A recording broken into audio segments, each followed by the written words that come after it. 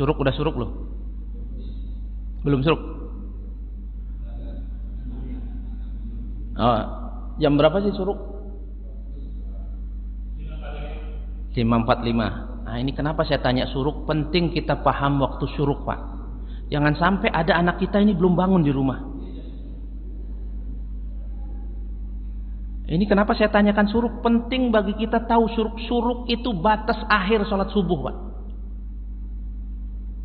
Nabi katakan begini, ya Allah Subhanahu wa taala dalam surat Maryam.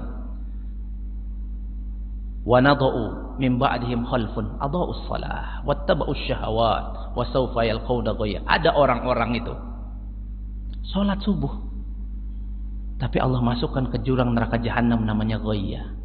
Kenapa? Dia sholat subuhnya di luar waktu subuh, Pak.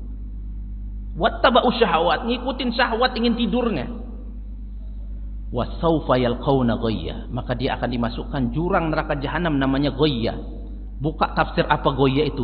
Ghayya itu neraka jahanam yumla bisadidi ahlin nar, dipenuhi dengan darah dan nanah penghuni neraka. Dalamnya berapa? 70 tahun, Pak. Kalau ada orang dicemplungkan 70 tahun lagi nyampe. Maka jamaah, kalau ada anak kita syuruk ini belum bangun, musibah ini. Mending bangunin dia pagi sholat subuh. Kalau dia ngantuk banget, dia tidur lagi, nggak ada masalah. Walaupun kurang bagus tidur habis subuh, tapi aman, Pak. Timbang, kasihan, jangan dibangunin, hujan dingin, kasihan. La ilaha illallah, kita nggak kasihan anak kita. Tugas kita bukan nyari nafkah sebagai laki-laki, Pak. Ini salah satu tugas. Tugas kita yang paling penting apa? Ku anfusakum wa ahlikum naro. Ini tugas kita paling penting. Jaga diri anak kalian dari panasnya api neraka. Bangunin dia. Maka suruh anakmu sholat dari umur 7 tahun. Wadribuhu alaiha wahum abna ashar. Pukul dia kalau umurnya udah 10 tahun nggak mau sholat. Pukul, tentunya pukulan jangan yang menyakiti, Pak. Gebuk pakai kursi, jangan. Yang dimaksud ad-darbu di situ bisa memberikan pelajaran artinya. Nggak sholat subuh uang jajan, nggak ada hari ini uang jajan.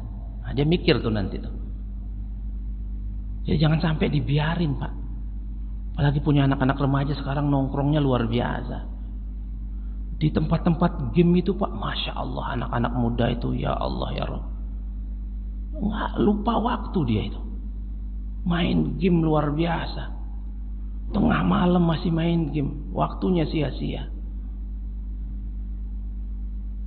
Coba lihat di dekat Rafflesia itu ada dulu, nggak tahu masih apa nggak sekarang. Saya kalau berangkat ngisi pengajian daerah Tambun itu berangkat jam 2:30, jam 3. Itu penuh, Pak. Anak muda semua. Main game. Dan rata-rata yang begitu udah bablas subuhnya udah. Bablas subuhnya. Terakhir satu hadis. Nabi Muhammad SAW mengatakan, "Man taraka salata amdan, uzziba fin nari jahannam haqban." Siapa yang meninggalkan sholat satu kali saja misalnya subuh, maka Allah sudah berhak menyiksanya di neraka jahanam haqban, satu ahqab. Haqbun itu jamaknya ahqab. Ada di surah An-Naba, labisina fiha ahqab. Buka nanti tafsir yang rata-rata punya buku Ibnu Katsir di rumah. Kalau nggak punya, buka di YouTube atau buka di googling. Apa artinya ahqab? Ahqab itu qit'ah minal waqt, potongan-potongan waktu. Berapa satu potongan waktu itu di neraka? 800 tahun, Pak. Paling sedikit itu. Jadi kalau ada anak kita, istri kita tinggalin sholat satu kali, 800 tahun dia disiksa. 2 kali kali 2, Pak. Jadi jangan sholatnya suka-suka kita. Kesiangan. Ya beda lagi kalau masih kecil. Kalau sudah di atas 10 tahun jangan. Begitu juga para istri ini. Saya dari kemarin mikir kenapa ya perempuan itu banyak di neraka. Ternyata kita temukan jawabannya. Perempuan itu paling sering lalai sholat, Pak. Lalai. Ini bapak bisa jadi yang tanggung jawab nanti. Saya nggak nakut-nakutin, Pak. Bapak tanggung jawab. Kenapa? Karena bisa jadi kita nggak paham kapan istri kita haid, kapan berhenti. Dalilnya bunyinya begini. Idza aqbalatil haidatu fada'is shalah. Kalau istri kita haid, kalau ada perempuan haid tinggalin sholat. Wa idza adbarat. Nah, di sini kita ambil. Ketika haid itu berhenti, Fagsili angkid dama wasalli. Langsung bersihkan darah, cuci, kemudian sholat. Sholat apa yang masih ada pada waktu itu? Lakukan sholat itu. Cuman prakteknya begini kebanyakan, Pak. Istri kita berhenti haidnya zuhur. Nanggung tar aja mandi habis asar. Bener nggak, Pak? Berarti dia ninggalin sholat apa? Zuhur sama asar, Pak. Siapa yang tanggung dosanya? Padahal kata Nabi, selesai haid jam 10 siang haidnya. Nanggung nanti aja mandi asar ya. Zuhurnya lewat. Langsung mandi, sholat. Apa makanya istri itu nggak wajib kerja. Karena bisa jadi dia pas baru masuk kantor, nyampe kantor sudah kering dia, sudah berhenti haidnya. Kadang dia malas mandi di kantor. Saya pernah ngisi pengajian di kantor, nyampe ini ibu-ibu nggak ada yang terima, Pak. Saya bilang terserah ibu-ibu.